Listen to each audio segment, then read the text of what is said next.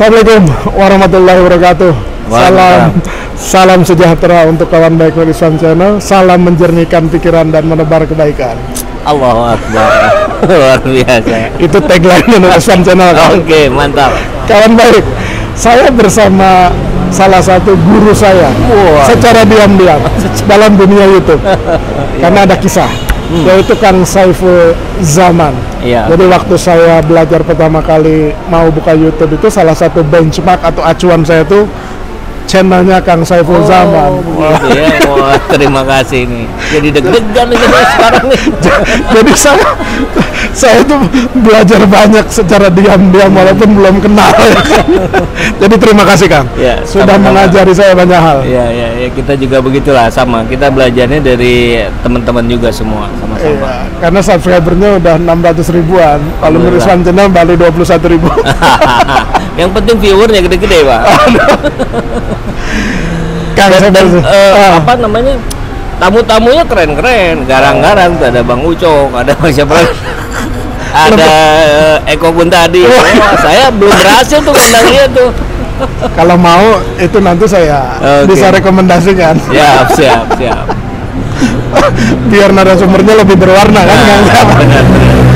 Kang, lagi acara apa di Jakarta? Kita lagi kumpul-kumpul sama teman-teman, diskusi, tukar pikiran gimana caranya buat mengefektifkan pemenangan. Wow, pemenangan siapa? Ini. Amin. Langsung ketahuan ini. Emang bergabung sama Amin?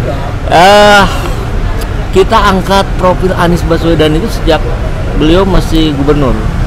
Saya sih udah jatuh cinta lah sejak dia dari kampanyenya, kemudian jadi menang, itu sangat-sangat menginspirasi.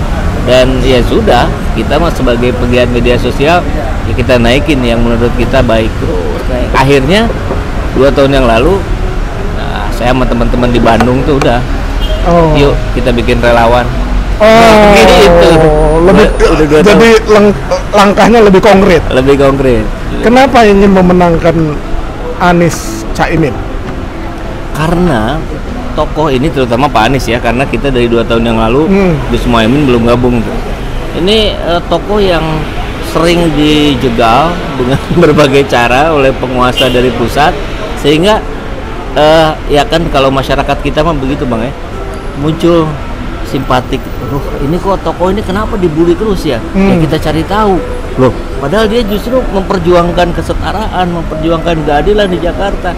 Oh, rupanya ada yang ketakutan barangkali. Jadi sejak beliau jadi gubernur sudah ada yang ketakutan beliau akan jadi presiden. Jadi kita seneng lah begitu, yang bela-bela orang yang sering ditindas itu kita seneng. Mental perlawanan. Tapi sama secara abang juga kan kawan-kawan aktivis ya. Tapi memang secara sosok menurut Kang Saiful Zaman itu, menurut Akang nih ya, secara sosok memang apakah memang Anies dan Caimin itu memang pantas diperjuangkan untuk memimpin Republik ini? Apa alasannya? Iya, sebetulnya kan tokoh politik tuh saya lupa ya kata-katanya, tapi kurang lebih mengatakan memang kalau ketika kita memilih pemimpin itu bukan kita memilih yang terbaik, tapi pilih yang kemungkinan mudaratnya paling kecil, katanya begitu. Nah, itu yang kita lakukan di 2014 dan 2019. Tapi ketika hari ini agak berbeda nih, karena ternyata kita mendapatkan sosok yang nggak boleh dibilang sempurna karena dia masih manusia. Tapi banyak banget kelebihannya, lengkap gitu. Mulai dari kemampuan komunikasinya, leadershipnya. Kan kalau bicara leadership nih, menariknya adalah begini. Anies Sandi terpilih dengan dukungan partai minoritas kan, hanya Gerindra dan PKS. Tapi dalam pembahasan RUU atau berbagai keputusan di Jakarta itu nyaris kita tidak dengar kegaduhan atau penolakan dari DPR yang mayoritas tidak mendukungnya. Ini apa artinya? Ini artinya kepemimpinan Anies Baswedan ini luar biasa. Dia bisa menjangkau lawannya, dia bisa menjangkau semua gitu, sehingga mau dan sepakat. Nah, tentu ini juga menunjukkan kemampuan komunikasinya. Tapi intinya adalah leadership ini yang hari ini tidak ada di tokoh-tokoh yang lain. Dalam pandangan saya secara subjektif sih begitu Bang, sehingga kita memutuskan memilih Anies. Nah, ada Gus Muhaimin masuk. Ini luar biasa, ini pelengkap ini. Pak Anies yang cenderung agak serius, beliau lebih kocak gitu kan. tapi ilmunya nggak kalah hebat, santri pula gitu. Jadi kalau dibilang Prabowo gemoy itu, Anies Muhaimin lebih gemoy lagi sebenarnya kalau mau dilihat. Gitu kata Bang Ucok. Oke, kita ngobrol dengan perjalanan Akang ketika misalkan menggaungkan pasangan ini, terutama di basis tempat asal Akang di Jawa Barat ya. Karena orang tahunya itu Jawa Barat itu basisnya Prabowo. Di 2 pilpres sebelumnya kan. Betul. Nah, memang ada pergeseran ataukah memang masih Prabowo kuat di sana atau udah berimbang atau bagaimana? Sejauh pengamatan Akang. Memang seru sekali itu ya. Jadi di Bandung Jawa Barat itu memang basisnya Prabowo, dan kita termasuk dari barisan pendukung Prabowo Sandi, Bang. Waktu 2019. Jadi kawan-kawan kita relawan di Jawa Barat itu, saya bisa katakan 85% itu relawannya Prabowo Sandi. Jadi dari situ aja sebetulnya udah kelihatan ini sudah ada migrasi besar-besaran dari Prabowo ke Anies. Kenapa? Karena pertama ketika Prabowo bergabung dengan Pak Jokowi, itu loncat tuh semua. Puncaknya itu masih ada yang tersisa tuh, dia masih pilih Prabowo. Kawan-kawan saya, sahabat-sahabat saya. Tapi akhirnya dia WA saya, kan saya gabung pilih Anies. Kenapa? Karena Prabowo jadiin cawapresnya Gibran. Itu puncak kedua itu. Perpindahan dari Prabowo ke Anies. Jadi saya kira Bandung Jawa Barat sudah punyanya Anies. Tinggal sekarang bagaimana menjaga suara. Artinya kalau saya garis bawahi ada 2 alasan. Pertama, kekecewaan pendukung Prabowo Sandi yang melihat Prabowo loncat ke Pak Jokowi. Yang kedua, Gibran dipilih. Betul. Tapi di survei-survei di Jawa Barat itu katanya Prabowo masih tinggi. Iya. Percaya nggak Kang itu dengan survei itu? Saya pengennya nggak percaya, tapi setelah ngobrol-ngobrol sama kawan-kawan senior tentang pola-pola yang mereka lakukan, akhirnya mau nggak mau harus percaya, Bang. Tapi dengan kepercayaan ini pula akhirnya kita melihat kan ada saya kira nyaris hampir semua lembaga survei hari ini sudah berubah. Anies sudah naik ke peringkat kedua. Prabowo, Anies, Ganjar. Jadi saya sih pengennya sih lihat realita aja lah, nggak usah abaikan survei gitu. Realita di bawah sudah sangat nganis kabeh gitu ya. Cuman ya oke lah, kita juga harus berdamai dengan pola sekarang yang ada lembaga survei dan sebagainya. Oke. Soalnya kata Kang Ridwan Kamil, wah itu targetnya suara Prabowo di Jawa Barat tuh 60%. Ya. Menarik ketika kita lihat bahwa siapa sih yang pendukung terbesar dari Prabowo Sandi kemarin ketika menang di Jawa Barat? Kan Gerindra dan PKS. Ada lagi nggak Bang partai lain? Saya lupa ya. Waktu 2019. Iya 2019. Banyak bulan bintang. Iya. Tapi mungkin ya, PAN kali ya. Kekuatan besarnya kan itu ya. Kalau di Bandung dan Jawa Barat, Gerindra dan PKS. Dan sekarang PKS-nya sudah ke Anies. Artinya kan yang tersisa Gerindra. Gerindra terbagi 2. Pertama kader dan keluarganya atau keluarga besar Gerindra. Yang kedua simpatisan Prabowo. Nah, saya meyakini yang tersisa hari ini adalah kader dan keluarga besar Gerindra. Simpatisannya sudah beralih ke Anies. Ke Anies ya. Kecuali ini pernah saya sampaikan juga dalam beberapa kesempatan. Ada beberapa kawan saya yang kemarin dukung Anies, sekarang balik ke sana. Dikasih gaji. Dikasih gaji itu. Nggak perlu disebutin namanya. Nggak perlu ya. Nggak perlu. Itu udah pindah ke Anies. Udah balik lagi ke sana. Dari Anies. Asalnya sono, terus ke Anies, terus balik lagi sono karena di sono digaji. Di sini kan kagak kita. Pro bono semuanya. Kita digajinya sama Allah. Itu tadi kadang-kadang tuh saya menemukan tidak hanya kekaguman tapi keharuan orang-orang seperti Akang ini kan banyak ya. Betul. Kenapa mereka semangat, ikhlas, sabar, berjuang untuk Anies Caimin, padahal mungkin ya minim minim logistik terutama. Itu kenapa, Kang? Ini apa, kalau hashtag yang sekarang ramai di media sosial tuh kami muak. Nah, jadi ini betul-betul sudah pada puncaknya. Kita kan merasakan, kita bisa membandingkan bagaimana periode ke periode ini, ya terutama di eranya Pak Jokowi, ya mohon maaf tidak ada kemajuan gitu, yang ada malah kemunduran. Jakarta gubernurnya mau ditunjuk lagi sama presiden pula. Kan gimana ini gitu. Jadi kita melihat, masyarakat melihat, saya kan di Bandung nongkrongnya sama pedagang sayur, sama tukang beca, nongkrong di pojok-pojok lagi nih. Kita jadi Bang, ternyata diskusi ala-ala kita yang di sini nih sama yang di pelosok desa itu lebih kurangnya sama ya, artinya mereka sama apanya maksudnya? Mereka sudah menangkap kegelisahan ini, mereka sudah merasakan ada yang tidak beres dengan negeri ini, mereka merasakan harus berbuat sesuatu untuk perubahan. Hanya kapasitasnya barangkali yang berbeda, yang mereka bisa lakukan kan ya minimal mereka hanya bicara ke keluarganya, ke tetangganya. Ya kalau kita alhamdulillah kita diberikan kesempatan untuk bicara di wilayah yang lebih luas. Tapi intinya sama, mereka sudah merasakan gelisah, mereka ingin berubah. Dan perubahan itu hanya diusung oleh pasangan Amin. Itu soalnya gitu. Oke, terkait dengan pasangan ya, Anies Caimin.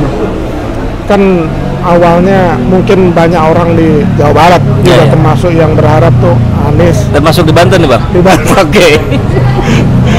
Misalkan Anies AHY. Oh iya. Dengan masuknya Caimin ke Anies sebagai cawapres, respon di masyarakat di Jawa Barat itu bagaimana? Dia nih, saya sih, nah, di sisi ini nih saya perlu menyampaikan rasa simpatik nih buat kawan-kawan Demokrat nih, karena kasihan mereka Bang di wilayah tuh. Mereka kan sudah memperjuangkan Anies berbulan-bulan lah minimal, sudah pasang spanduk, baliho, sudah nyebar stiker dan segala macam.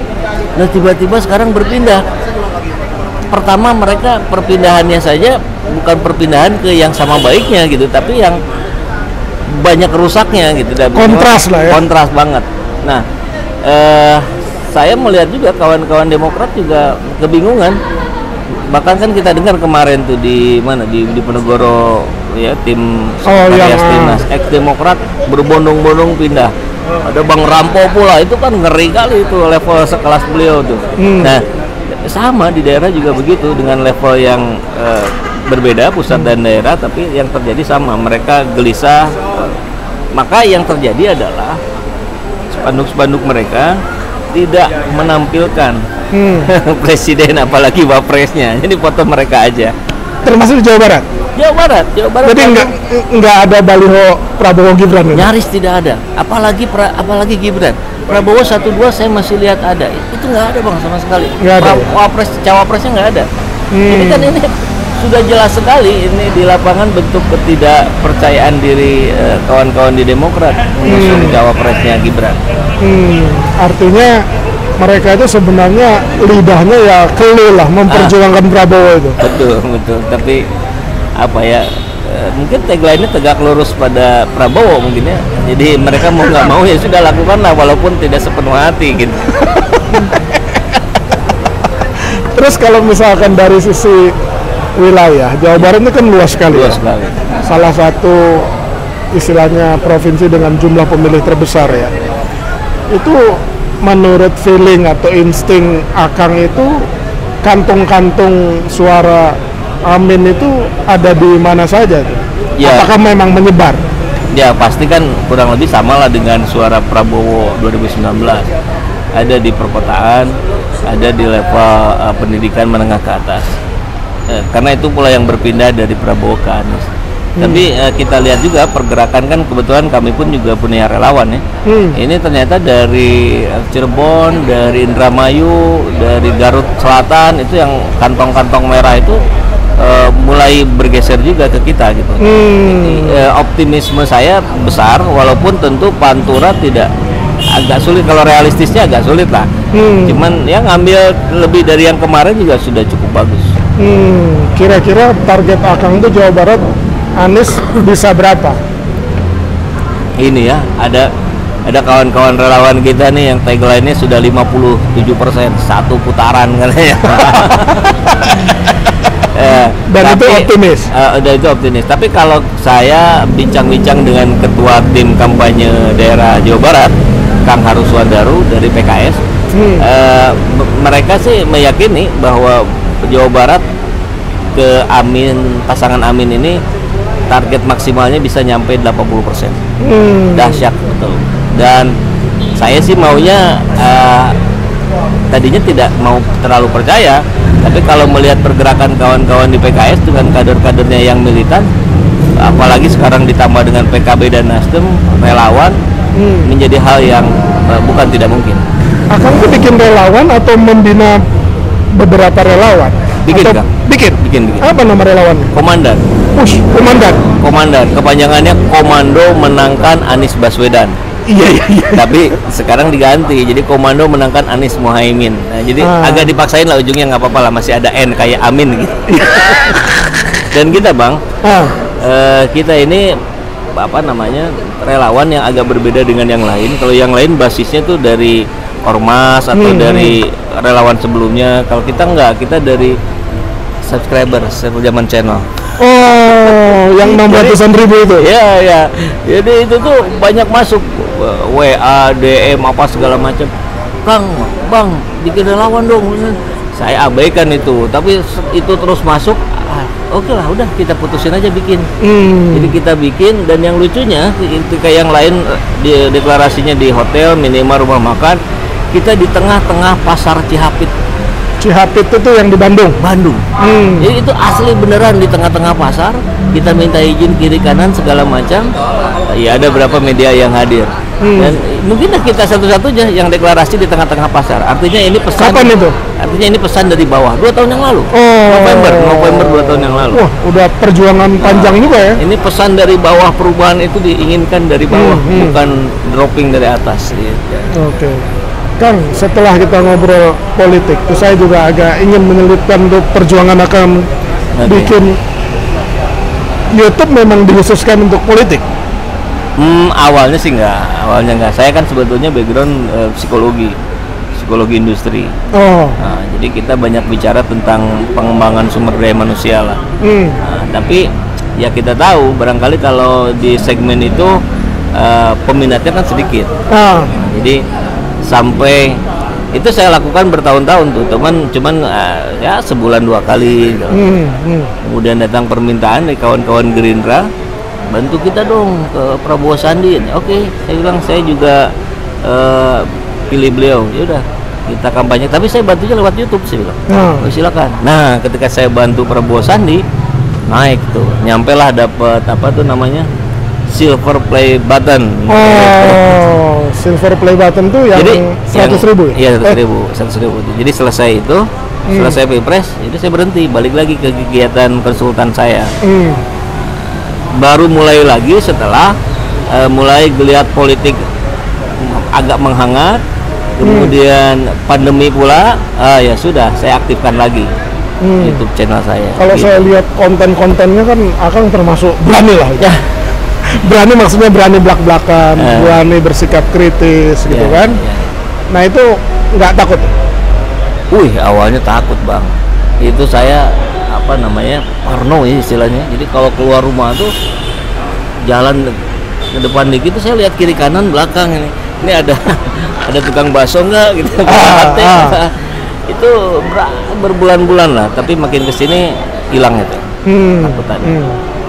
Terus YouTube Akang itu artinya didukung penuh keluarga ya, istri mendukung penuh. Iya, alhamdulillah. Jadi lucunya begini, ketika setelah masuk pandemi saya mengaktifkan lagi YouTube, saya fokus di situ, dibantu 1, 2 sampai 3 orang hari ini tim saya. Pandemi kan nggak ada kegiatan dong, kerjaan tuh nggak ada. Nah, setelah datang lagi kita tolak Bang. Kerjaan konsultan psikologi kita tolak. Kenapa? Ternyata ngurus YouTube nggak bisa sambil lalu. Betul-betul harus full time. Akhirnya saya memilih untuk YouTube dulu, karena ini juga menjadi jalan saya untuk terlibat kontribusi di pemenangan Anies. Ya sudahlah, kita lihat aja nanti habis Pilpres gimana. Kita nyambung lagi, buka lagi konsultan apa tetap di sini, belum tahu. Ketemu Mas Anies sudah berapa kali? Cukup sering. Karena konteksnya sebagai relawan ya, jadi ada beberapa pertemuan di Bandung, di Jakarta, di ini. Cuman yang berkesan tentu satu kali saya podcast sama beliau 1 jam 15 menit lah mungkin ya, di sekretariat di B11. Itu ya berkesan sekali, saya bisa ngobrol panjang lebar dengan beliau. Dan itu apa ya, saya tidak pernah melihat ada perbedaan sikap. Ini yang menarik dari sosok Pak Anies Baswedan. Baik ketika beliau sedang berdua dengan saya, kemudian beliau sedang bersama timnya sendiri, kan saya juga sering lihat ya, dari agak kejauhan beliau sedang nge-brief mungkin orang-orang dekatnya. Itu artinya kan banyak kita melihat tokoh-tokoh, sosok-sosok pemimpin yang memunculkan apa istilahnya ya, politik artifisial. Jadi jaim. Sok jaim, sok atau malah sok gemoy gitu ya. sok gemes-gemesin. Padahal faktanya beda jauh gitu. Ketus ini segala macam. Nah, di Pak Anies enggak. Jadi kalau kita lihat sosok Pak Anies yang tenang, serius, tuntas itu pekerjaannya, ya memang kita saksikan langsung. Begini saya kira, saya pastikan berarti profil begini itu ya karakternya beliau. Kalau sudah karakter kan mau di rumah begitu, mau bersama kawan-kawannya begitu, mau bersama rakyat begitu gitu. Jadi impresinya itu memang menarik ya Mas Anies itu. Dan secara personal, original, konsisten gitu ya, tidak dibuat-buat. Makanya gini Bang, ini ada soal juga nih sebenarnya. Ini PR kita sama-sama sebetulnya. Kelemahan Pak Anies Baswedan itu dalam pandangan saya dan sudah terkonfirmasi juga oleh kawan-kawan, Pak Anies ini nggak bisa ngomongin dirinya sendiri. Nggak bisa ngomongin dirinya sendiri. Iya. Kan di podcast saya 1 jam lebih itu karena saya nanya, beliau jawab, tapi dia selalu seperti yang tidak terlalu terbuka untuk cerita tentang saya ini orangnya gini loh, saya ini sukanya begini loh, enggak gitu. Enggak ya. Nah, ini sosok saya bilang kelemahan. Kenapa? Karena akhirnya rakyat menjadi tidak, atau minimal belum tahu lah bagaimana sih sosok Anies yang sebenarnya. Bagaimana sih Anies ketika menghadapi sebuah tekanan berat dalam situasi sulit ketika menjadi gubernur misalkan. Nggak ada yang tahu bagaimana dia dihajar habis-habisan, pengadaan alat-alat untuk Formula E itu dijegal, mulai dari kedatangan di bea cukai, di ini segala macam. Itu kan nggak muncul di media. Bagaimana sakit hatinya, kalau sebagai manusia saya yakin Pak Anies juga punya rasa sakit hati ketika istrinya dibully dengan body shaming. Kan itu juga nggak muncul gitu. Tapi yang menarik adalah dari situasi serba sulitnya Mas Anies itu, ada nggak misalkan yang ngebully Bu Ferry dilaporkan UIT? Nggak ada. Ada nggak ada Armando yang memfitnah segala macam dilaporkan? Nggak ada. Nah ini nih yang harus diangkat gitu. Tapi ada rumus. Iya. Boleh jadi itu kelemahan, tapi bisa jadi itu kekuatan. Ya kan? Itu mungkin dalam satu sudut pandang kelemahan, tapi ada juga menganggap itu kekuatan. Karena Mas Anies nggak terlalu penting bicara dirinya. Iya. Tapi yang penting itu adalah kemanfaatannya dia dalam hal ide dan kebijakan, kan kira-kira gitu. Nah terakhir Kang. Tapi itu Bang, artinya begini loh maksud saya. Itulah tugas kita nih, para pendukung Anies, kita nih yang harus menyuarakan Anies itu sosoknya begini loh. Dia dalam situasi ini seperti ini loh. Karena kata kalimat-kalimat ini nggak mungkin muncul dari mulut Mas Anies gitu. Harus muncul dari kita. Nah, gitu maksudnya Bang. Iya. Terakhir Kang. Ya. Menurut Akang, 1 putaran Anies menang atau 2 putaran? Saya sangat mengaminkan doa kawan-kawan yang punya target 57% 1 putaran. Saya aminkan. Kalau orang Sunda bilang aminkeun we heula gitu. Aminkan saja dulu. Tapi tentu kalau hitung-hitungan realistis, kita melihat situasi yang ada, realistisnya 2 putaran. Anies masuk putaran kedua melawan ya yang sekarang sudah dibantu oleh berbagai stakeholder negara lah. Berarti melawan Prabowo Gibran. Iya, Prabowo Gibran. Dan mudah-mudahan kawan-kawan PDIP yang sakit hati, ya masa mau balik ke sono udah sakit hati, ya balik sini dong, kita dukung, amin, insya Allah menang. nggak terasa hampir 25 menit. Wah, benar ya. Ya kan? Jadi terima kasih nih kesempatannya Sama-sama. bisa ngobrol. Seneng nih Kita saya. ini bukan ngobrol santai, tapi ngegemoy santai Santai. bareng Kang Saiful Zaman. Terima kasih Kang. Terima kasih Bang Iswan. Nanti saya main ke Bandung ya. Mesti wajib. Terima Saya kasih. tunggu. Ya.